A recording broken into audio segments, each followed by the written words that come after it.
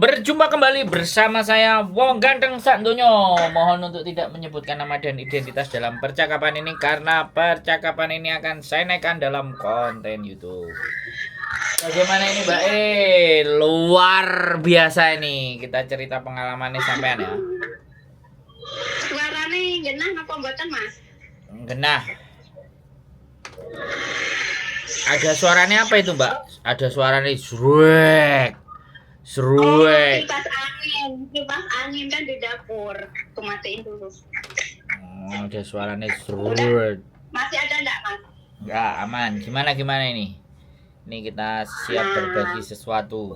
Iya, ini mau berbagi pengalaman aja sih, Mas. Soalnya kan sering nonton itu kontennya Mas Ganteng Dewe Sak Donya. Asik. Teman saya kalau lagi masak, lagi apapun itu pokoknya nonton kontennya Mas Sandro. Asik. Saya suka nih. Apa yang hendak mau dibagi nih? Pengalaman yang remuk ada kan, remuk? Orang kalau mau sukses itu remuk dulu, nggak ada langsung enak, Mas Sandro. Buset. Lanjut. Nah, aku tuh pertama keluar negeri itu tahun 2009, Mas. Iya, 2009 waktu itu. Bayangin, Mas, anak saya itu baru umur 4 bulan loh, 4 bulan. Waktu masih menyusui ya kan, baru itu aku pengantin baru, langsung hamil, langsung punya anak. Namanya anak kecil ya, Mas ya. Iya sama ibunya, aku suka pacar saya harus menikah, Mak. Gitu ceritanya. Iya. Karena nggak taunya setelah menikah itu banyak kebutuhan, banyak apapun. Karena selama ini kan cuma sekolah, dibiayain orang tua, apa-apa dibelikan orang tua, jadi belum mikir ke situ lah, mikirnya enak aja gitu, Mas. Nah, setelah punya anak tidak bisa minum air susu saya kan waktu itu, jadi ya otomatis pengeluaran membengkak kan, Mas. Yes. Itu susu itu mahal sekali untuk beli susu formula itu. Akhirnya orang tua juga pas-pasan, suami kerjanya biasanya di Kalimantan, habis itu pulang ke Jawa kan nyari kerjaan enggak begitu banyak yang nyuruh, Mas, karena notabene dulu kerjanya di luar kota kan. Jadi susah. Terus akhirnya saya begini ke suami, saya mau merantau ke Singapura, izinin. Terus dalam hati suami itu kan berat. Kalau kita tidak punya izin dari suami itu emang berat sebenarnya, Mas Sandro. Harus ikhlas. Suami itu sebenarnya nomor satu, suami itu harus ikhlas. Karena kita udah menikah kan. Terus akhirnya aku masuk ke PT itu, Mas, di Jakarta itu. Waktu itu ya, Mas Sandro, kan masih potongan masih lama banget kan. Waktu itu 8 bulan, 9 bulan. Ngeri itu. Iya kan? Iya, ngeri itu. Potongan ngeri. Aku waktu di PT itu, Mas, sakit parah. Sakitnya itu kenapa? Karena air susuku itu harus dikeluarin, nggak ada yang minum kan, Mas Sandro. Jadi bengkak besar itu loh, Mas. Bayangin, aku tetap bertahan loh waktu di PT itu. Aku harus sukses demi anakku waktu itu. Akhirnya aku diambil sama orang Melayu, Mas Sandro. Aku di PT itu hitungan cepat loh waktu itu. Sama teman-teman itu aku tuh terhitung cepat. Cuma 1,5 bulan aku terbang ke Singapura, Mas. Di Singapura aku diambil majikan Melayu kan, Mas Sandro. Terus? Nggak kuat aku, Mas, sumpah lillahi ta'ala nggak kuat. Di situ aku jatuh sejatuh-jatuhnya. Orang Melayu kan pekerjaannya kan banyak, Mas, apalagi kalau sistemnya kita lagi apa itu, Mas, puasa sama hari raya itu loh. Masak banyak, bangun pagi, nyiapin waktu sahur, buka, baru aku lagi pertama. Terus aku nggak bisa kalau job kayak gini karena aku belum pengalaman masak, anaknya 3, Mas Andro. Tapi aku ngomong baik-baik sama majikan waktu itu. Terus terang saya tidak kuat, iya kan. Terus saya diambil orang Cina. Dia itu pasangan tua, lama nggak punya anak, Mas Sandro. Jadi punya anak itu sayang banget kayak gitu. Jadi anaknya itu lecet itu tidak boleh. Jadi aku tuh dibawa ke rumah neneknya tiap pagi sampai majikan kerja itu baru dijemput.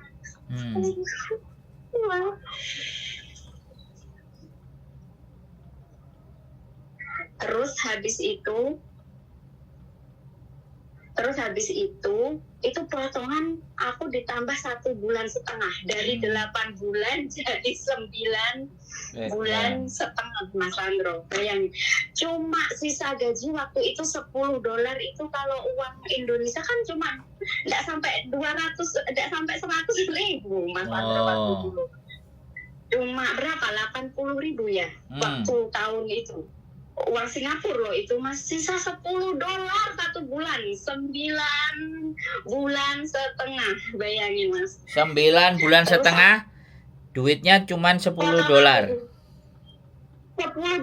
bayangin Mas Sandro itu waktu 2009. Bisa nggak untuk ngasih anak susu, bisa nggak waktu itu? Habis itu Mas Sandro orangnya ya cerewetnya minta ampun. Terus aku begini, aku sudah gagal sekali, masa aku harus gagal lagi gitu loh Mas Sandro. Terus aku bertahan. Terus akan waktu itu nggak boleh pegang HP Mas Sandro, nggak kayak sekarang ini enak loh para TKW itu Mas, nggak boleh pegang HP. Terus kerjanya nggak ada libur waktu di Singapura itu Mas. Kerja itu dari pagi sampai waktu dulu itu aku dari jam 1 malam baru bisa istirahat. Soalnya apa Mas?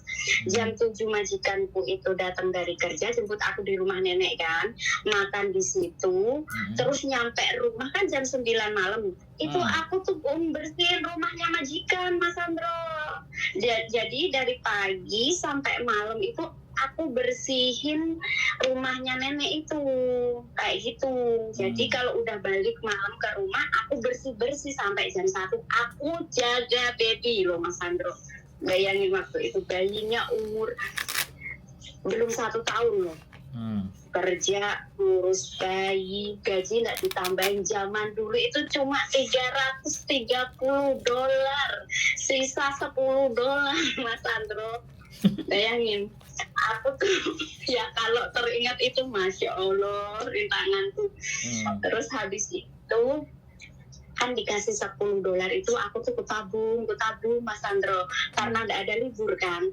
Baru kukirim ke anakku itu pertama kali tuh bisa belikan orang tuaku HP Nokia yang kayak BlackBerry itu Mas Sandro, yang apa itu, biar aku bisa telepon anakku kan waktu itu. Terus waktu udah selesai potongan pokoknya aku udah bisa. Terus waktu itu pokoknya aku nggak menyerah gini, nggak apa-apa lah, maksudnya aku nggak digaji tambahan. Aku harus, kata suamiku tuh kayak gini waktu aku telepon, aku tuh capek loh kerja 2 rumah tapi gajinya 1. Aku kan bilang kayak gitu ke suami. Terus suami tuh nguatinnya kayak gini, kamu nggak dibayar sekarang, insya Allah nanti entah uangnya itu turun ke kamu sendiri, entah keturunanmu itu pasti ada, kata suamiku itu kayak gitu Mas Sandro. Terus ya udahlah, lanjutin aja kalau kamu mau sukses. Nah suami kan ke Kalimantan lagi, bisa ngirim anak susu dan lain-lain. Ujianku itu berat banget Mas Sandro waktu itu tuh. Waktu itu umurku baru 19 tahun loh Mas Sandro. Masih muda. Iya, punya anak, masih dapat majikan begitu. Kalau anak sekarang kan enak ya Mas Sandro, maksudnya tuh biarpun nangis kerja capek, tapi malam kan masih bisa telepon keluarga. Kalau waktu dulu aku 2009, jangankan telepon keluarga Mas Sandro, mau sarapan itu loh, aku bawa ke kamar mandi itu roti itu, aku makan Mas Sandro, karena saking laparnya. Karena nggak ada istirahatnya di Singapura itu, nggak ada istirahatnya sama sekali.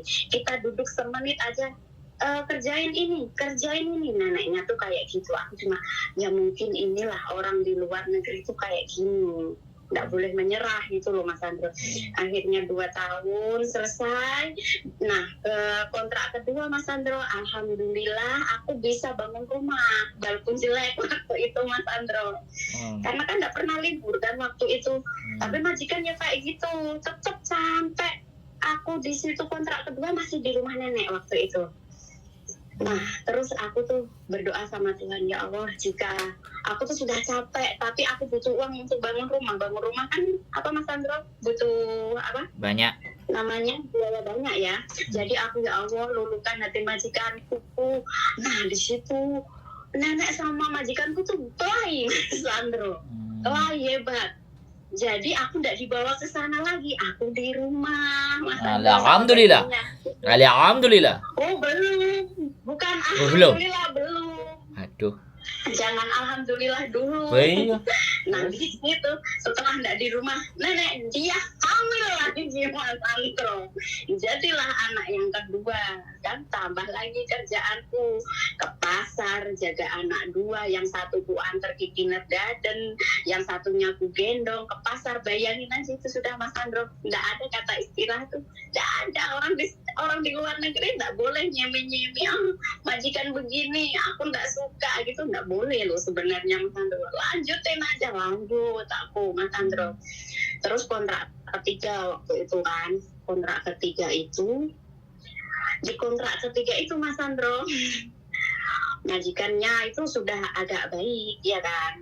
Terus aku kan bilang kayak gini, Mas Sandro, baik-baik kan aku mau ke kontrak keempat kan, tambahin gaji aku lah, aku jaga anak 2 ke pasar. Terus kan aku selama ini tidak pernah tuh minta tambah gaji sama kamu, bersihin rumah orang tuamu. Ya bener kata Mas Sandro tadi loh, kalau kamu sudah siap apapun majikan yang akan kamu katakan tentang minta naik gaji, ya kan Mas, kamu harus tanggung semua resikonya. Yaitu tadi Mas Sandro. Apa jawaban majikanku Mas Sandro?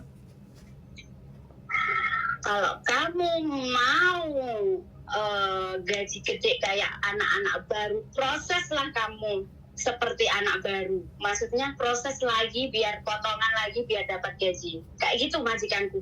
Di situ aku tenangin diri, ya udah mungkin di sini apa namanya Mas Sandro, ujianku udah nggak bisa lagi lah, 6 tahun satu majikan. Oke lah, sudah lah, enough. Aku sudah, maksudnya tuh sudah baik sama mereka, aku mintain. Jadi namanya orang kan ada kecewanya kan Mas Sandro. Coba kalau jawaban majikanku masih begini, kamu tahu nggak keuanganku tuh begini, kalau gaji kamu segini otomatis saya kan tidak bisa. Pasti aku luluh loh Mas Sandro. Bener, karena aku sayang sama anaknya, udah aku anggap anakku sendiri. Sampai sekarang pun anak-anaknya masih hubungan sama saya loh Mas Sandro. Aku sudah nggak kerja 10 tahun sama mereka tuh, mereka masih panggil aku kakak, kan panggilnya kakak, how are you? Pasti tiap hari masih chattingan sama aku loh Mas Sandro, karena aku sayang sama mereka. Biarpun mereka ada pembantu baru, mereka tetap masih ingat sama saya. Soalnya dari kecil sampai soalnya umur sehari dari rumah sakit itu udah aku. Padahal anakku sendiri di Jawa itu Mas Sandro nggak pernah aku mandiin. Anak majikanku itu masih ada pusatnya itu Mas Sandro, suruh aku yang mandiin. Aku nggak bisa pun ya udah aku bisa-bisain, karena di luar negeri dia nggak bisa, harus bisa. Intinya kan kayak gitu. Terus aku di situ kan pamit baik-baik, aku pulang ke Indonesia lah, aku mau nenangin pikiran dulu. Soalnya kan kita habis bicara kayak gitu kan, otomatis kan kontrak keempat aku nggak mau cimeng dulu Mas Sandro, aku pikir dulu ke rumah. Iya. Nah setelah aku nyampe ke Indonesia itu Mas Sandro, majikanku tuh nggak telepon aku tapi chatting. Terus? Kamu balik nggak? Kayak gitu. Seakan-akan tuh aku 6 tahun bantu mereka tuh kayak nggak dihargai. Bener nggak Mas Sandro? Kalau coba majikanku waktu itu telepon kan Mas Sandro, gimana udah nyampe rumah, keluargamu gimana, kan kita luluh Mas Sandro. Enggak, cuma chatting, kamu balik enggak? Kalau nggak balik aku cari babu lagi loh. Terus aku bilang enggak balik. Terus aku bismillah, aku masukin data itu lewat tanteku yang di Hong Kong, karena tanteku itu udah lama di sini kok. Terus udah kesini aja Nal, dia manggilnya aku kan Nel kan. Iya Aku masukin semua dataku, hari ini aku masukin, besok aku disuruh interview sama majikan ini. Kan biasanya kalau kita interview majikan kan pasti oke lah, aku lihat-lihat dulu ya, aku pikir-pikir dulu ya, kayak gitu kan Mas Sandro. Langsung cimeng majikanku Mas Sandro, majikan ini cimeng, langsung tanda tangan, aku ambil anak ini, jangan diambil orang lain, kayak gitu Mas Sandro. Langsung sama majikanku, setelah itu kan nunggu visa kan, tapi cepet loh waktu itu aku Mas Sandro. Turun visa itu 1 bulan kayaknya, nggak lama-lama, maksudnya nggak sampai 2 bulan kayak sekarang kayak gini tuh, enggak loh. Habis interview itu aku 1 bulan langsung terbang loh Mas Sandro. Di sini ya diambil majikanku itu. Tahu nggak aku pulang dari Singapura itu BB ku berapa Mas Sandro? Berapa? 36 kilo. Wah. Kecil kayak tulang belulang itu. Majikanku ambil di agent kan di Junwan sini ya. Bilangnya kayak gini, kamu nggak pernah makan ya, kata majikanku yang di sini tuh. Ya makan lah, cuma ya mungkin karena di Singapura kan tekanan batin harus kuat kan Mas. Jadi ya kita makan banyak pun juga nggak berguna lah, intinya kayak gitu. Masuk, belum keceritain waktu aku di interview itu kan Mas. Di interview majikan yang di Hongkong itu bilangnya di rumah ada nenek kakek ya kan. Terus kameraku itu ada 8 loh, di dapur 2, di ruang tamu ada 3, terus di kamar saya ada 2, di kamar anak-anak, pokoknya itu totalnya 8, aku dengerin itu Mas Sandro. Terus aku bilang kayak gini, aku di Singapura kayak gitu aja kuat, kenapa aku harus nggak mau, maksudnya orang CCTV kan kalau di pikiranku itu bukan manusia, nggak bisa ngomong waktu itu tuh, pikiranku kayak gitu kan Mas Andro. Udah iya aku ambil aja, yang penting aku nyampe Hongkong waktu itu, aku butuh pekerjaan, aku butuh butuh uang untuk anakku waktu itu kan Mas Andro. Ya udah aku fly, karena setelah nyampe rumah majikan itu gimana Mas Andro, kameranya cuma 1 di depan pintu doang itu, nggak ada yang lain. Nenek kakek juga nggak ada, cuma anaknya 2. Katanya untuk ngetes kamu tuh niat kerja apa enggak sih, gitu tanya majikan itu. Kayak ya aku ya butuh uang, nyampe sini didudukin, aku dibilangin makanan yang di lemari ini semuanya boleh kamu makan, pokoknya yang aku makan gak kamu makan, asal kamu kan gak makan babi, jangan makan babi ya. Ya, itu minuman semua segala ada, dari Sprite, Coca-Cola, semua ada. Terus di kulkas itu dibuka semua Mas Sandro, makanan yang di kulkas itu semuanya boleh makan katanya. Mungkin lihat tulang, aku tinggal tulang aja kali ya Mas. Terus habis itu jangan takut, nanti Bobo sama Mama itu kesini, cuma nggak tidur kesini. Maksudnya tuh kayak gitu, cuma bantuin kamu aja ngeliatin baby kayak gitu kan. Terus ya udah nggak apa-apa, orang dari dulu aku di tempatnya nenek kan Mas Sandro. Terus habis itu neneknya itu ya siang-siang aku habis makan kan, aku kan mainan HP waktu itu kan, boleh kata orangnya boleh mainan HP asal semua pekerjaanmu udah selesai. Aku waktu mainan HP itu neneknya tuh bilang kayak gini, nggak usah mainan HP, sana tidur loh kalau capek. Kan sontak aku tuh kayak terbeleng, kayak gimana ya Mas Sandro, zaman segini majikan nyuruh aku tidur kan. Nah tidur, ya udahlah taruh HP ku, aku tidur lah 2 jam. Anaknya bangun, aku juga bangun. Jadi neneknya itu lihat YouTube aja dia sendiri mainan HP-nya, nyuruh aku tidur. Ya udahlah, sampai sekarang aku kalau siang itu tidur. Cuma kalau ada majikanku tuh aku masih sungkan ya Mas Andro. Aku kira majikanku tuh nggak suka. Yang pertama kita kan boleh seudon kan, mungkin mbahnya ngasih, majikan nggak ngasih ya. Majikanku cowok waktu itu tuh di rumah mungkin sakit apa-apa ya, aku tuh kan ngantuk banget, orang siang kan biasa tidur kan Mas Sandro, mainan HP itu sampai kucek-kucek mataku. Terus kata singsangku kayak gini, Cece kamu ngapain di situ, kan baby tidur. Itu mainan HP, kata aku kan kayak gitu, sana tidur lah, Katanya kalau capek itu tidur, kalau udah kerjaan selesai ya udahlah tidur, dikasih lampu hijau kan Mas Andro. Jadi sekarang itu alhamdulillah Mas Andro ya, tiap tahun dikasih, kan kalau orang sini kan biasanya habis kontrak itu baru tambah gaji kan. Kalau majikanku itu enggak Mas Andro, tiap tahun baru aku naik gaji, biarpun enggak banyak tapi naik gaji tiap tahun. Jadi tiap tahun itu aku dikasih gaji ya kan. Terus kemarin itu kan aku tanya-tanya soal apa itu Mas Andro, long service kan. Katanya emang kalau di sini lama itu dapat long service ya, kataku ke majikan kan. Majikanku bilang iya dapat, kenapa, tapi kalau kamu udah nggak kerja di sini lagi, kata majikanku kan gitu. Terus habisnya ya udahlah, aku tuh lagi butuh duit, aku bilang kayak gitu. Terus kamu mau ngambil dulu gitu, katanya iya. Jadi aku tuh waktu itu dikasih, pas aku kerja di sini 7 tahun itu aku dikasih 22.000. Terus orangnya tuh bilang kayak gitu, ini masih banyak loh sisanya, cuma nanti aja kalau kamu udah pulang aja aku kasih 22.000 dulu, katanya kayak gitu kok. Jadi udah disairin itu uang service, pokoknya baik banget.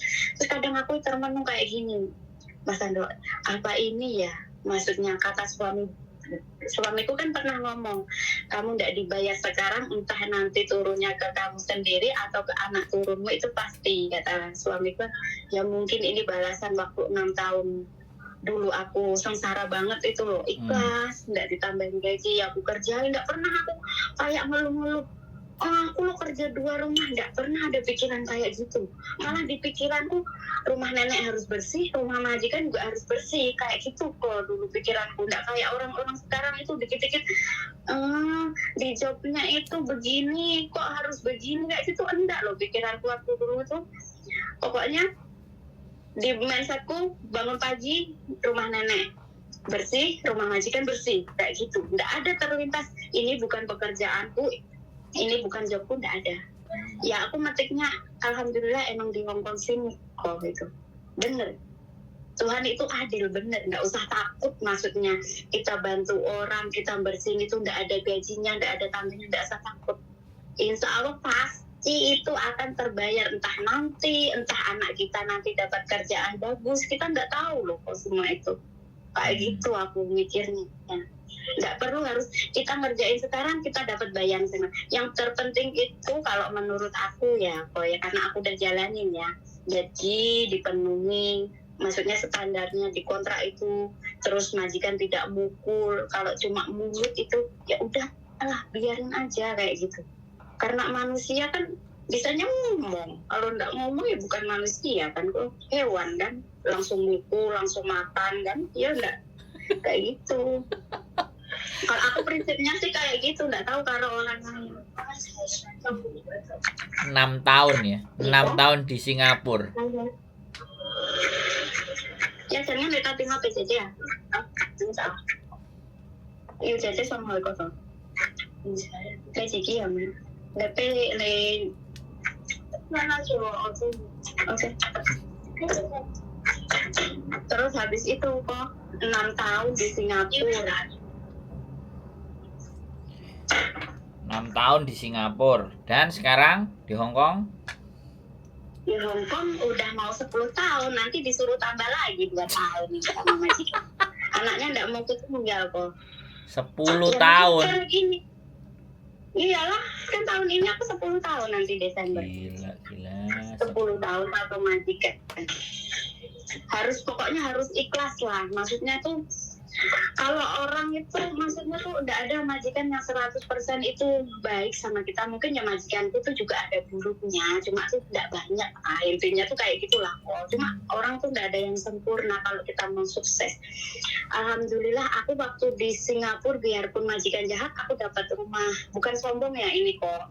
Maksudnya kita itu kerja kan kita nyari apa kok? Nyari uang, nyari biar ekonomi kita ekonomi kita baik kan. Di Hong Kong ini ya kok ya aku berkah banget.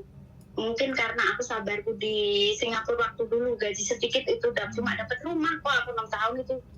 Baru rumahnya itu masih belum diplaster, belum dikeramik itu loh kok. karena gajinya cuma $3.330 waktu dolar dulu 6.000 apa 7.000 kan cuma 2 juta berapa itu kok waktu dulu itu 6 tahun kan. Nah di Hong Kong ini ya kok alhamdulillah gaji alhamdulillah lebih dari yang lain ya. Jadi aku di sini tuh kok dapat sawah itu 3 tempat. Alhamdulillah bisa bikinin rumah anak lagi. Maksudnya ini untuk motivasi teman-teman, bukan pamer ya kok ya. Terus aku udah bisa bisa beli kendaraan buat usaha ya enggak. Maksudnya tuh berkah. Maksudnya jangan ngeluh. Kalau kita dapat majikan cerewet atau jahat, kita jangan langsung mengeluh. Aku nggak suka. Ditanamin aja. Ini mungkin awal aku sukses. Ini awal aku harus kuat dulu. Nggak mungkin kita langsung ke atas itu, nggak mungkin. Jalanin dulu yang itu.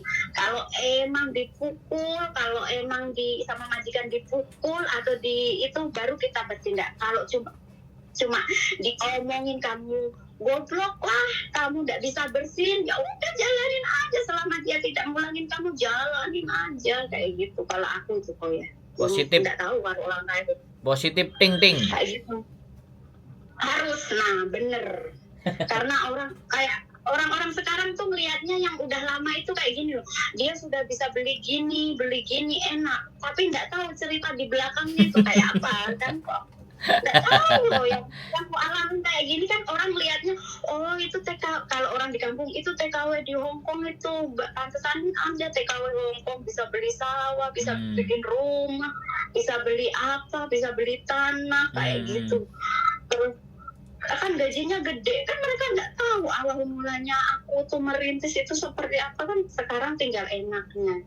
Nah tinggal enaknya itu kan kata suami udahlah kita sudah cukup, cuma majikan kan minta tolong kan kok kemarin itulah sampai tunggu anakku agak gede. Yang kecil ini kan masih kelas 2 SD dan maksudnya bosku tuh tambah 2 tahun lagi dia kan udah agak gede. Nah sekarang loh kok ya kemarin tuh mau tahun baru tanggal 31 itu dia itu nangis terus. Nah kita kan bingung ngapain dia nangis kan, enggak kita pukul, enggak kita marahin. Ibunya itu juga bingung kenapa.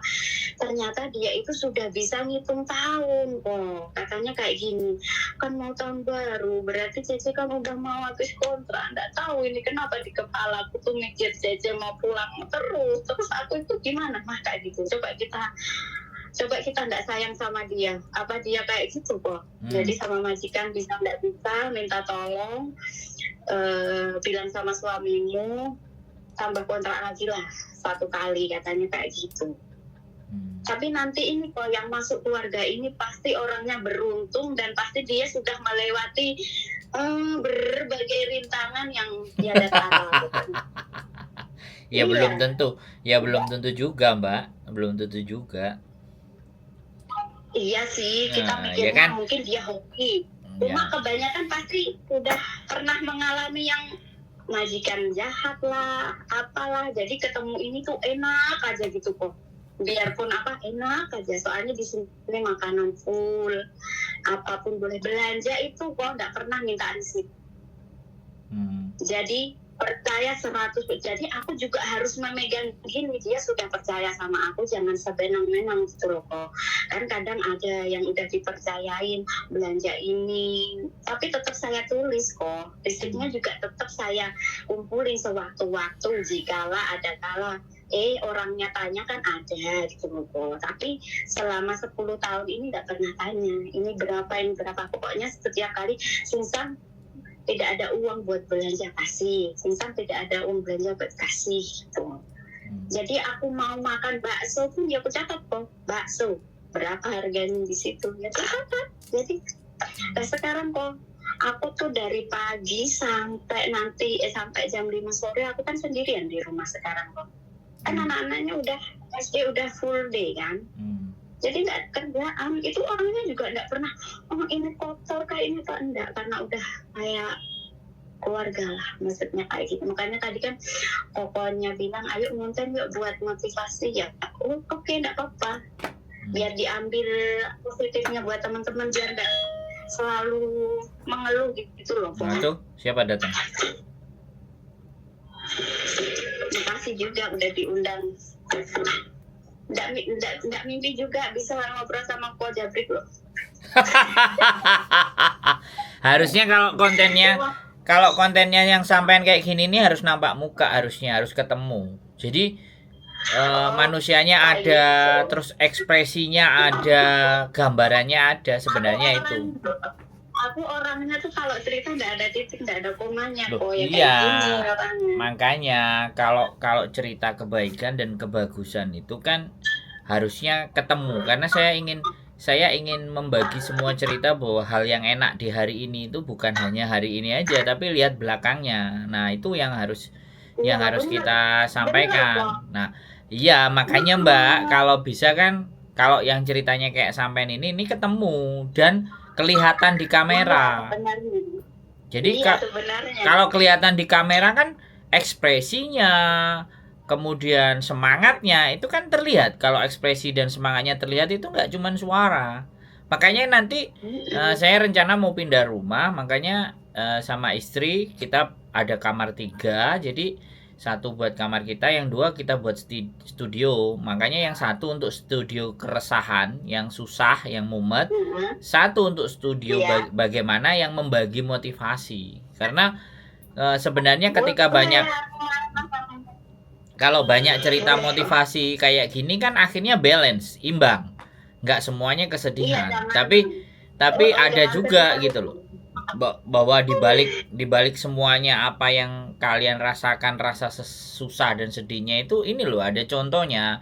Ya, anaknya selesai kuliah, asetnya udah bertambah banyak, suaminya baik-baik saja. Nah, itu kan cerita yang bagus. Jadi serba-serbi antara cerita bagus dan jelek ini kan balance. Kalau seimbang kan jatuhnya orang akan ngelihat gitu loh. Nah, itu konsep saya sih, Mbak.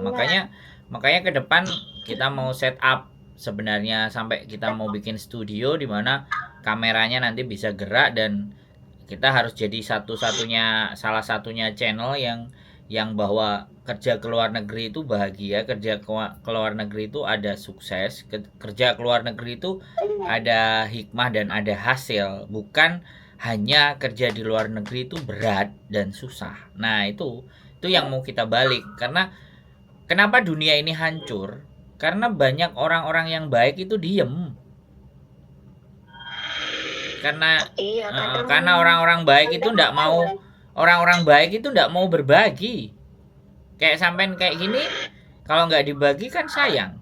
Nanti begitu coba kalau sampean lihat komennya channel saya, penonton saya orang pintar-pintar semua loh, nggak ada komennya yang kata-katanya jorok, kata-katanya buruk, kata-katanya maki-maki, kan nggak ada Mbak.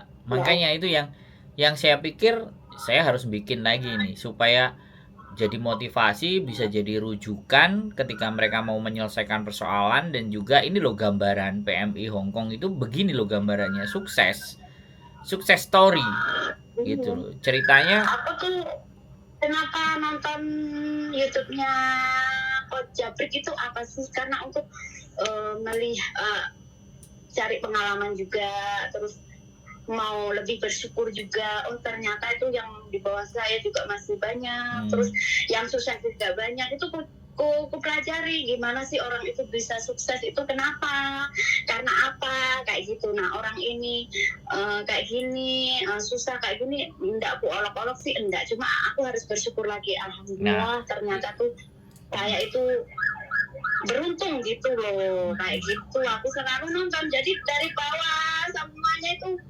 aku baru tahu kontennya Cece Yuli tuh kemarin pas kan aku sering nonton kontennya Coach Jabrik kan.